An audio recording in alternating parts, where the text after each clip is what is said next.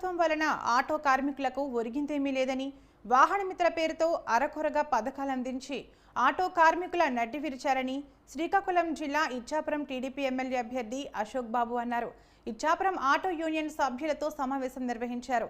రాష్ట్రంలో ఎప్పుడూ లేనట్టుగా ప్రతిదానిపై ట్యాక్స్ రూపంలో పన్నులు వసూలు చేస్తున్నారన్నారు.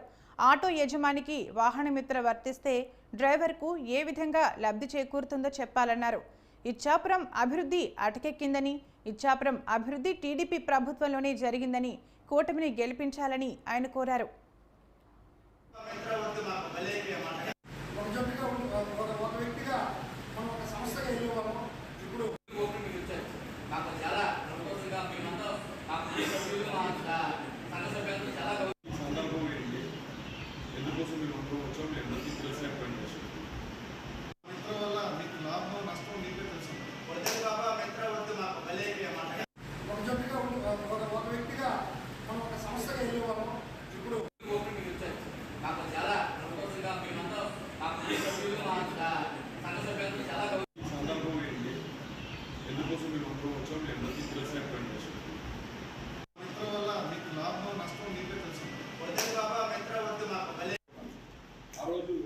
లైఫ్ ట్యాక్స్ రద్దు చేసి మీ అందరూ ముందుకి మీకు రావడం వల్ల ఆ రోజు మీకు ఎంత మేలు జరిగింది.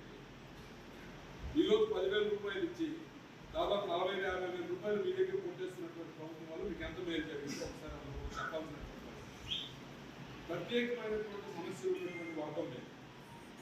ప్రత్యేకమైనటువంటి సమస్యలు ఎందుకు అన్నానంటే, తెల్లవారు లెక్సిన తర్వాత రోడ్డు ఎక్కితే కానీ రాత్రికి కడుపు నింపుకోలేనటువంటి వర్గం నుంచి వచ్చినటువంటి వాళ్ళు అందరూ.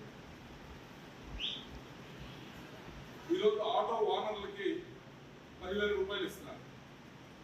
మరి ఆటో అద్దెకి తీసుకొని నడుపుతున్నటువంటి డ్రైవర్ల పరిస్థితి ఏంటో ఎవరైనా ఆలోచించగలరు?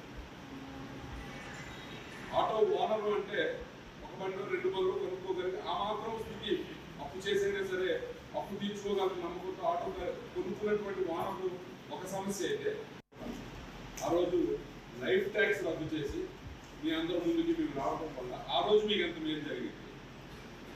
ఈరోజు 10,000 రూపాయలు ఇచ్చి దాదాపు 40,000-50,000 రూపాయలు మీ దగ్గర కొట్టేస్తున్నటువంటి ప్రభుత్వం వల్ల మీకు ఎంత మేలు జరిగింది ఒకసారి చెప్పాల్సినటువంటి ప్రత్యేకమైనటువంటి సమస్యలు ఉన్నటువంటి వర్గం లేదు. ప్రత్యేకమైనటువంటి సమస్యలు ఎందుకు అన్నానంటే, తెల్లవారు లెక్సిన తర్వాత రోడ్డు ఎక్కితే కానీ రాత్రికి కడుపు నింపుకోలేనటువంటి వర్గం నుంచి వచ్చినటువంటి వాళ్ళు అందరూ. ఈరోజు ఆటో ఓనర్లకి 10,000 రూపాయలు ఇస్తున్నారు. మరి ఆటో అద్దెకి తీసుకొని నడుపుతున్నటువంటి డ్రైవర్ల పరిస్థితి ఏంటో ఎవరైనా ఆలోచించగలరు? ఆటో ఓనర్లు అంటే ఒక బండిలో 2 బండ్లు కొనుక్కోగలిగి ఆ మాత్రం స్థితి అప్పు చేసైనా సరే అప్పు తీర్చుకోగలిగిన నమ్మకంతో ఆటో కొనుక్కున్నటువంటి ఓనర్లు ఒక సమస్య. జనసేన పార్టీలో